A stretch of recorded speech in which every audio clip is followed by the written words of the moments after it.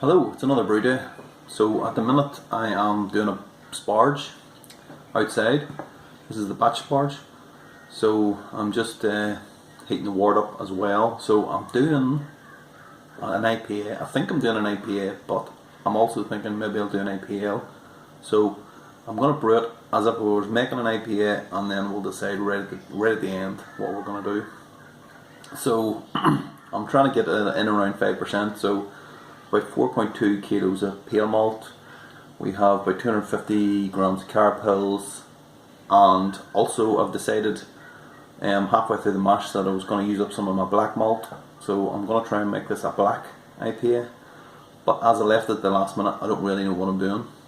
So I'll show you now what I've got. This is the hop drops that I've worked out. So we're talking about 64 IBUs for this. So Pacific Jade 70-minute boil.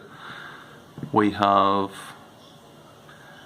75 grams of those three hops are 10 minutes. We've got 6 minutes, 30 grams of Simcoe on the rest of the Centennial. That's just to really use them up. And then 0 minutes we've got the 25 Cascade, 25 Centennial and 25 Saz. So it's the same as the 10-minute drop. So it is a bit of a hop burst at the end. You could say that, I think. So yeah, it's only about 64 IBUs, so it is in around IPA territory. But it's only 5%, so it's the eternal question. I've kind of put 50 grams of black malt into the mash for the last 15 minutes. I decided halfway through the mash I was going to do this. Then I've got another 50 grams in this little hop bag here. So this is cold water basically. So I've just been using it as like a tea bag. This is actually the second amount of liquid I've done. The first amount is already into the boiler now.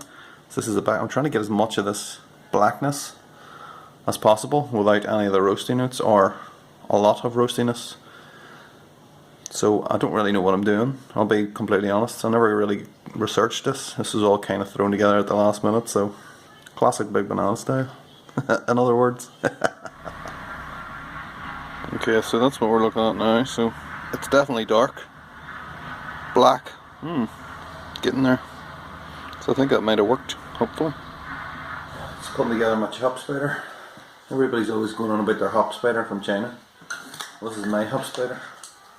It's from China as well, look, the chopsticks.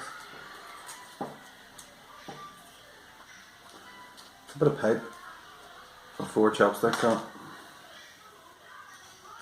About as low-fi as it gets.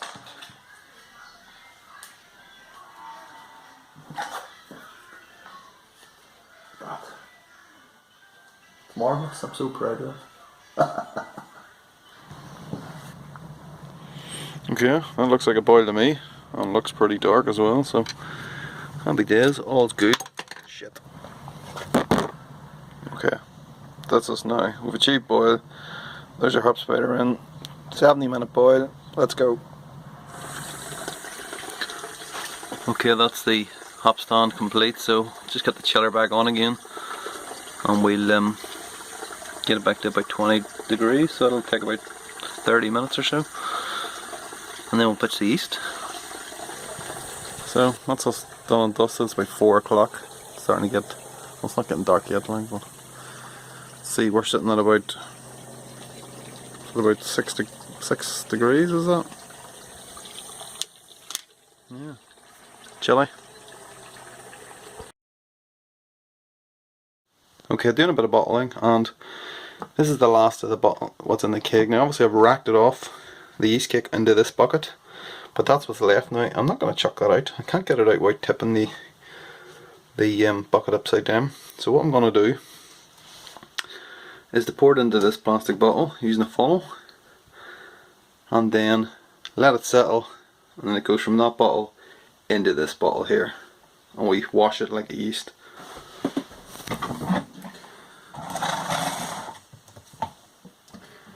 Okay, here we go.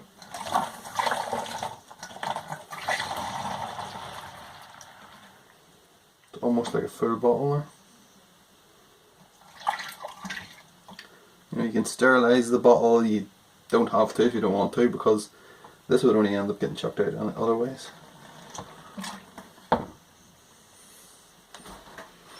Right, so what I'm going to do now is just to let that settle, let all the crap fall to the bottom, and then pour it off into the other bottle. Okay, so you can see the amount of crop on the bottom of it. You can wait for a bit longer before doing this, but I'm just going to do it now because I've got a brew on outside. I need to keep my eye on.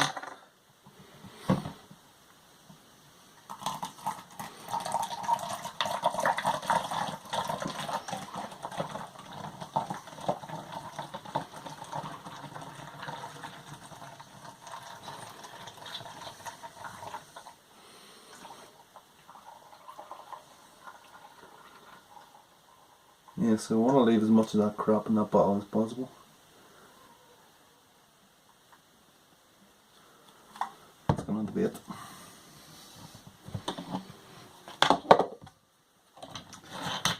And again, you can come back and see what that's like, and if there's too much, it's falling to the bottom. You obviously wash that out and pour it back into that, so that's it. And that's how to save your last bottle from becoming a gusher. Okay, well that's it. This is all finished up now, so it's finished at 1048, and if you can see that colour, it's kind of brown, it's not quite black, it's a brown IPA. So yeah, I've also basically told you what I'm doing an IPA, so I'm going to pitch, I'm not going to do the IPL this time. I've still got the Pilsner over there that Frank gave me. It's still inching its way towards being fermented out. It's not, it's stalled. So I'm going to use the rest of this. So this is the WLP051 that I had used for the supercharger way back in the start of November. It's still going strong. I keep making brews out of it. It's really fantastic yeast. It's one of the reasons why I wanted to do an IPA and use it, because I've just had nothing but fantastic results. And this is about the, I don't know, the 5th or 6th time I'm going to be using it, so I've had nothing but good results, so why not use it again? That was, when I got it for the supercharger, and it was supposed to be WLP001, that's what I'd ordered, but they had sent me the wrong one out. And rather than send it back, I thought I'd just try it out, and you know what, I'm glad I did, because it is. It's bloody marvellous. So yeah, that's it.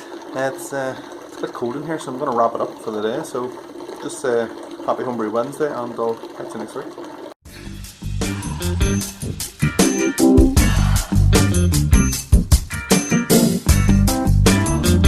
This is actually the second one I've done, but the other one is in the second amount of liquid. The first amount of fucking hell.